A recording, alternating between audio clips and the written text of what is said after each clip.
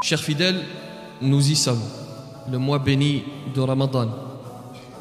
Nous avons l'honneur de faire partie de ces 1,6 milliard d'êtres humains qui jeûnent pour satisfaire leur Créateur.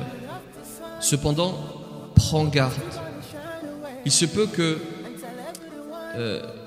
tu ne récoltes de ton jeûne que la fatigue, que la faim, que la soif. Parce qu'il faut jeûner comme il faut. Alors, voici dans ce prêche d'importants conseils. Assalamu alaikum, alaikum, yeah.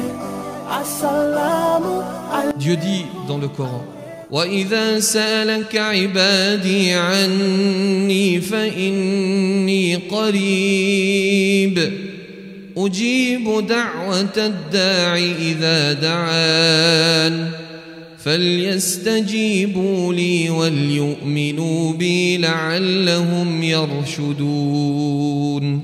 Le jeûne est une relation intime entre le serviteur et son Créateur. C'est une adoration sur laquelle l'ostentation n'a pas de prise. Lorsque vous prenez les adorations les unes après les autres, elles peuvent toutes être faites par ostentation. Lorsque je prie dans la mosquée, je peux prier pour que l'on dise Masha'Allah, il prie. Lorsque je donne, il se peut que je donne pour que les gens disent Masha'Allah, quel homme généreux. Lorsque je vais au pèlerinage, et ça arrive très souvent, il se peut que j'aille au pèlerinage pour qu'on dise Masha'Allah. D'un côté il a de l'argent, de l'autre il a fait le pèlerinage, quel pieux. Alors que lorsque tu jeûnes, il n'y a pas d'ostentation. Parce que lorsque tu te retrouves chez toi, seul, et que tu as le réfrigérateur empli de nourriture, qu'est-ce qui t'empêche de prendre un aliment et de le consommer? C'est le regard divin. On développe pendant le mois de Ramadan cette fameuse muraqabah, c'est-à-dire le fait d'être conscient à chaque instant, à chaque moment qu'il y a le Créateur avec nous. Alors, c'est une adoration qui est difficile, soyons clairs.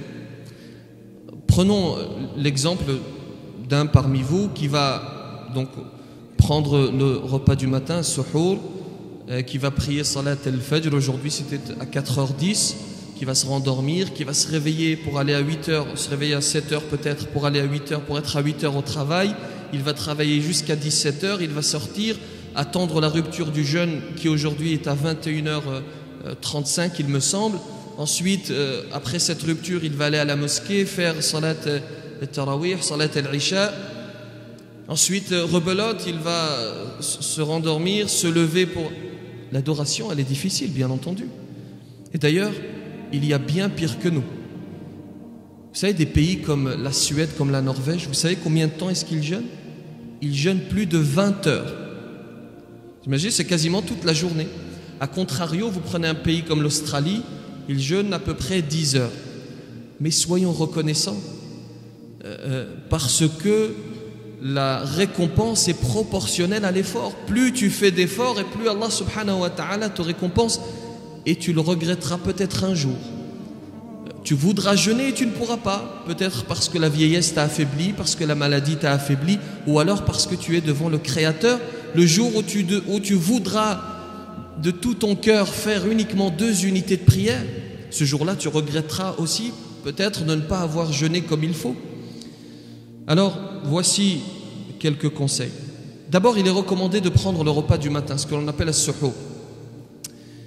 Alors que ce soit clair, ce n'est pas obligatoire. Celui qui ne prend pas ce repas, son jeûne, Inch'Allah, est valide.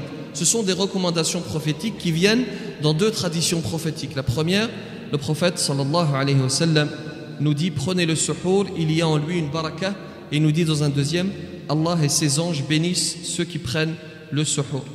Ensuite, il faut faire au mieux pour prier en groupe. Alors de manière générale dans l'année, il faut faire au mieux pour prier en groupe, mais surtout pendant ce mois, et surtout après l'iftar. Lorsque tu as pris ton repas et que tu as cette fameuse envie de dormir, c'est humain, c'est naturel, eh bien il faut lutter et te dire que ce sont 30 jours, peut-être pas. Et je me sacrifie pour le Créateur. Ce sont quelques jours qui ne vont peut-être pas revenir, alors je me sacrifie et je vais à la mosquée. Je lutte contre cette fatigue.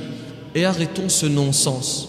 C'est très bien de prier le tarawih, mais il faut également prier, faire une prière qui est plus importante, qui est salat al-fajr. vous en avez certains qui vont faire ce qui n'est pas obligatoire, c'est-à-dire salat et tarawih, et qui vont s'endormir et oublier salat et al-fajr. C'est un non-sens. Le plus important, c'est la prière qui est obligatoire. Ensuite, je reste sérieux au travail. Le jeûne n'est pas une excuse. Alors certes, c'est difficile, il faut supporter, mais on a dit la récompense est décuplée. Ce n'est pas parce que je jeûne que mon implication baisse pendant le mois de Ramadan. Je reste tout à fait sérieux pendant ce mois. Ensuite, il y a une question qui revient souvent. Je prépare des examens, je vais passer des examens, ou je travaille sur un chantier, il fait très chaud, est-ce qu'il est autorisé pour moi de rompre mon jeûne? Alors sachez d'abord que l'adoration appelle forcément un effort. Lorsque je fais une adoration, par définition, je me sacrifie pour le Créateur. Donc il est tout à fait normal qu'il y ait une gêne. Dieu, Allah subhanahu wa ta'ala, ne te déroule pas le tapis rouge pour entrer au paradis. Tu vas faire des efforts, te sacrifier pour le Créateur. Donc la difficulté, elle est tout à fait normale. Cependant, il n'y a pas de règle générale. C'est du cas particulier. Il y a des autorisations, bien entendu. Je dois passer un examen, je ne vais pas forcément manger. Parce que chacun est différent. Dans la majeure partie des cas, les étudiants arrivent à passer leurs examens sans manger. Cependant, il y a parfois des gens qui ont des difficultés. La règle, elle est la suivante. Je jeûne. Si à un moment donné, je vois que je suis battu, c'est-à-dire que soit je mange, soit il m'arrive quelque chose de grave, alors bien entendu, je mange. Mais vous avez aujourd'hui, malheureusement, vous en avez certains qui délivrent des fatwas. Oui, c'est bon, tu passes un examen, khlas, mange. Dieu est pardonneur. Non, il y a des règles dans notre religion. Et en l'occurrence, il faut une raison précise et il faut une raison comme celle-ci. C'est-à-dire que soit tu manges, c'est pareil pour le chantier. Le chantier, chacun est différent. Vous en avez certains qui vont supporter la chaleur, vous en avez d'autres qui sont très fragiles et qui, s'ils ne mangent pas, vont peut-être s'évanouir, il va peut-être leur arriver quelque chose de grave. Chacun doit être sincère avec lui-même. Chacun doit se sonder parce qu'on ne sonde pas les cœurs et les reins. Je ne sais pas, je ne connais pas la constitution des êtres humains qui sont en face de moi. Chacun doit se sonder le plus sincèrement possible. Et si tu sens qu'à un moment donné tu ne peux pas, alors la yukallifullahu nafsan illa wus'aha. Ensuite, jeûner, ce n'est pas uniquement s'abstenir de boire, de manger et d'avoir des relations intimes avec son époux, son épouse. C'est également ce que dit Jabir lorsqu'il dit si tu jeûnes alors que ton ouïe, ta vue, ta langue jeûnent. Et oui, c'est le jeûne des membres, des yeux, des oreilles, de la bouche. Ce jeûne prouve que contrairement à l'animal, tu peux contrôler tes instincts, que ta raison prend le dessus. Et si tu arrives à te contrôler pendant le mois de Ramadan, alors forcément, tu pourras arriver à te contrôler hors Ramadan. Enfin, chers fidèles, je vais vous offrir une information extraordinaire. Une information que vous allez d'ailleurs offrir à votre entourage en retenant au moins cette partie du prêche. Et c'est un cadeau d'Allah subhanahu wa ta'ala pour le jeûneur. Et malheureusement, beaucoup ignorent cela. Alors écoutez bien, ce sont deux traditions prophétiques. La première, le prophète sallallahu alayhi wa sallam dit ceci: Lis-sa'imi 'inda iftarihi da'watun mustajaba. Et il dit dans une autre tradition: Inna lis-sa'imi 'inda fitrihi da'watan ma turad. Il y a pour le jeûneur lors de la rupture du jeûne une invocation exaucée. Et dans une autre tradition, il y a pour le jeûneur lors de la rupture du jeûne une invocation qui n'est pas refusée. Dans ces moments où la table garnie de mets merveilleux t'appelle, lorsque la soupe t'attire, tu sais ce que tu vas faire? Détourne-toi un instant de cette table. Tu as une difficulté, tu as un problème, tu as une dette, tu souhaites que tes enfants réussissent, tu as un projet, tu souhaites acquérir une maison, tu souhaites entrer au paradis. Dans ce moment, au moment de la rupture du jeûne, et c'est le témoignage du prophète sallallahu alayhi wa sallam, ce ne sont pas des fables. Nous croyons dans les paroles de notre prophète.